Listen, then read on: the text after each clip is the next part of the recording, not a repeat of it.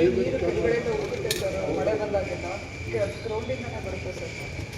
ಮತ್ತು ಇಲ್ಲೇ pump house ಮಾಡೋದು ಎಕ್ಸಿಕ್ಯೂಟ್ ಆಗಿ ಆ ಥರ ಹಾಗಾಗಿ ನೀರಲ್ಲಿ ಕರೆಂಟ್ ಪಾಸ್ ಆಗಿ ಅವ್ರಿಗೆ ಮತ್ತು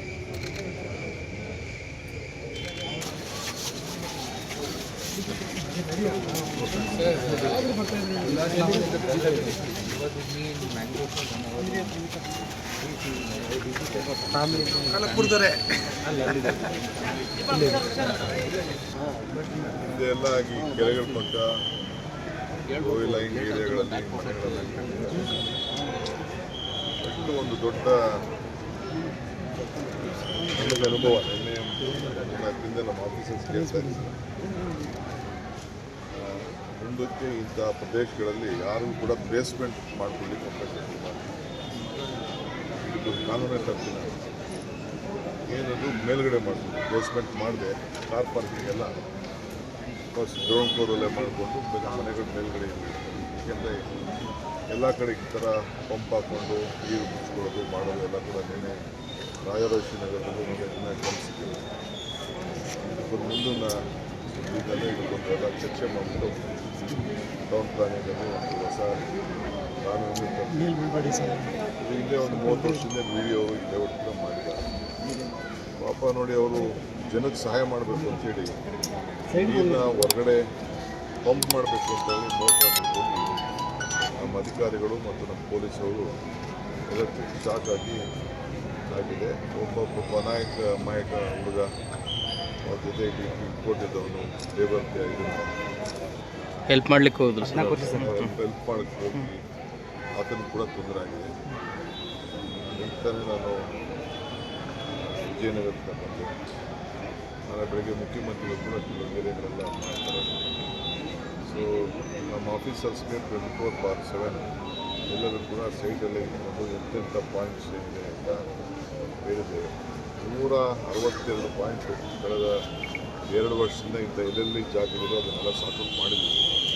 43-44 ಕಡೆ ಇಂಥ ಪರಿಸ್ಥಿತಿ ಇದೆ. ಅದನ್ನು ಕೂಡ ಬೆಂಗಳೂರು ನಾಗರಿಕರಿಗೆ ಒಂದು 3-4 ಕಡೆ ಮಾತ್ರ ಇಂಥ ಒಂದು ಪರಿಸ್ಥಿತಿ ಆಗಿದೆ, ಮಳೆ ಬಂದ ಪರಿಸ್ಥಿತಿ. ಸೊ ಸಾವಿರಕ್ಕೂ ಕೂಡ ಹೆಚ್ಚಿಗೆ ಸಹಕಾರ ಕೊಡ್ತಾರೆ. ಪಾಪ ಎಲ್ಲರೂ ಕೂಡ ರೆಸಿಡೆನ್ಸ್ ಎಲ್ಲ ಕೂಡ ಸಹಕಾರ ಒಂದು ನಿಮಿಷ ಕೇಳಬೇಕಲ್ಲ ನಮ್ಮ ಮನೆ ಹೋಗ್ತೀವಿ ಮಾಡ್ಕೊತೀವಿ ಅಂತ.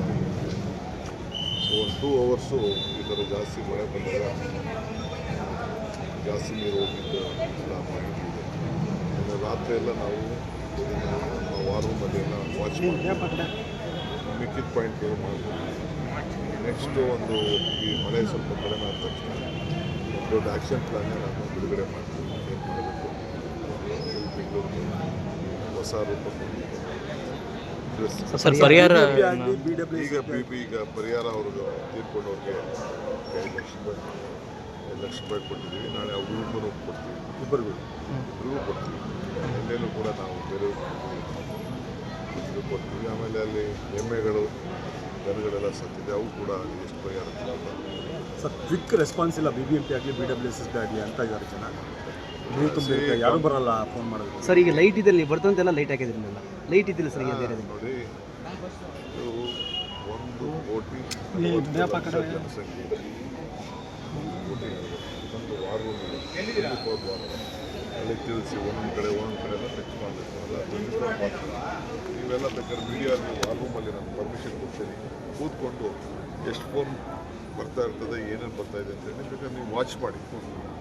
ಎಲ್ಲ ಟೀಮು ಎಲ್ಲ ಕೆಲಸ ಮಾಡ್ತಾರೆ. ನಮ್ಮ ಪೊಲೀಸವರು ಅವರು ಎಲ್ಲ ವೀಡಿಯೋಗಳೆಲ್ಲ ಇಟ್ಟಿದ್ದಾರೆ, ಕ್ಯಾಮ್ರಾಗಳು ಇಟ್ಟಿದ್ದಾರೆ, ಮಾಡ್ತಾಯಿದ್ದಾರೆ. ನಾವು ಕೂಡ ಮುಂದಕ್ಕೆ ಎಲ್ಲೆಲ್ಲಿ ಈ ರೀತಿ ಸ್ಪಾಟ್ಗಳೆಲ್ಲ ಐಡೆಂಟಿಫೈ ಮಾಡಿರ್ತೀವಿ. ಸರ್, ಸೋಷಿಯಲ್ ಮೀಡಿಯಾದಲ್ಲಿ ಮೀಮ್ಸ್ ಸಂಖ್ಯೆ ಜಾಸ್ತಿ ಆಗ್ತದೆ ಈ ನೀರಿಗೆ ಸಂಬಂಧಪಟ್ಟಂಗೆ, ಮಳೆ ನೀರು ಎಲ್ಲದರಲ್ಲಿ. ಕೆಲವರು ಬೆಂಗಳೂರು ಹೆಂಗಿದೆ ನೋಡಿ, ಟೀಕೆ ಮಾಡೋರು, ಸರ್ಕಾರಕ್ಕೆ ಕೆಟ್ಟ ಹೆಸರು ತರೋರು, ಬೆಂಗಳೂರಲ್ಲಿ ಅವ್ರ ಹೆಸರು ಹಾಳು ಮಾಡ್ಕೊಡ್ತಾ ಇಲ್ಲ, ಅವ್ರ ಊರ ಹೆಸರೇ ಹಾಳು ಮಾಡ್ಕೊಳ್ಳೋಕ್ಕೆ ಏನೇನು ಬೇಕು ಅದರಲ್ಲಿ ಖುಷಿ ಪಡೋರು ಇದ್ದಾರೆ. ಅದಕ್ಕೆ ಏನು ಮಾಡೋಕ್ಕಾಗಲ್ಲ. ಆದರೆ ಟೀಕೆಗಳೆಲ್ಲ ಸತ್ತೋಗ್ತವೆ, ನಮ್ಮ ಕೆಲಸಗಳು ಉಳಿತವೆ ಅಂತ ಹೇಳಿ ನಾವು ಕೆಲಸ ಬಿ ಜೆ ಪಿ ಅವರು ವಿಸಿಟ್ ಮಾಡಿದ್ರು, ನಿಮ್ಮ ಫೋಟೋ ಹಿಡ್ಕೊಂಡು ಅವ್ರು ಹೆಂಗೆ ಮಾಡಿದ್ದಾರೆ ಮಾಡಲಿ ಅವ್ರು ಮಾಡಲಿ ಪಾಪ ಇನ್ನೇನು ಮಾಡೋಕ್ಕಾಗ್ತದೆ ಅವರು. ಇವತ್ತೊಂದು ನಾವು 2 ವರ್ಷದ ಸರ್ಕಾರ ಆಚರಣೆ ಮಾಡ್ತೇವೆ ಈಗ ಅವರು ಅಧಿಕಾರ ಬಂದ ಮಾಡ್ತೀವಿ, ಅವ್ರು ಮೋದಿಯವ್ರದ್ದು 5 ವರ್ಷ ಬಂತು ಅಂತ ಅವ್ರು ಮಾಡಿಲ್ವಾ? ಈಗ ನಮ್ಮ ಸರ್ಕಾರದ ಜನಕ್ಕೆ ನಾವೇನು ಸಹಾಯ ಮಾಡಿದ್ದೀವಿ ನಾವು ಹೇಳ್ಕೊಬೇಕು. ಈ ಸಂತೋಷನೂ ಪಡ್ಬೇಡ ಅಂತ ಹೇಳಿದ್ರೆ ಕೊಟ್ಟ ಮಾತನ್ನು ಉಳಿಸ್ಕೊಂಡಿದ್ದೀನಿ ಅಂತಲೂ ಹೇಳೋಕ್ಕೆ ನಮ್ಗೆ ಹಕ್ಕಿಲ್ವಾ? ನಮಗೆ ಹಕ್ಕಿದೆ. ಮೊದಲೇ ಪ್ರೋಗ್ರಾಮ್ ಫಿಕ್ಸ್ ಆಗಿತ್ತು, ಮಳೆ ಬಂದಿದೆ, ಎಂಥ ಮಳೆ ಈ ಸಮಸ್ಯೆ ಎಲ್ಲ ಬಗೆಹರಿಸೋಕ್ಕೆ ನಾವಿದ್ದೀವಿ. ಇದು ಕಷ್ಟವಾದ ಕೆಲಸನೇ ಅಂತಲೇ ನಾನು ಜವಾಬ್ದಾರಿ ಅಂತ ಇಟ್ಕೊಂಡಿದ್ದೀನಿ. ಇನ್ನು 4-5 ದಿನ ಮಳೆ ಸರ್ ನಾಳೆ ಎಲ್ಲ ಅಲರ್ಟ್ ಇದೆ ಸರ್. ಗೊತ್ತಿದೆ, ಜಾಗೃತರಾಗಿದ್ದೀವಿ. ಮಳೆ ಬರಬಹುದು, ಇನ್ನೂ ಜಾಸ್ತಿ ಬರ್ಬೋದು.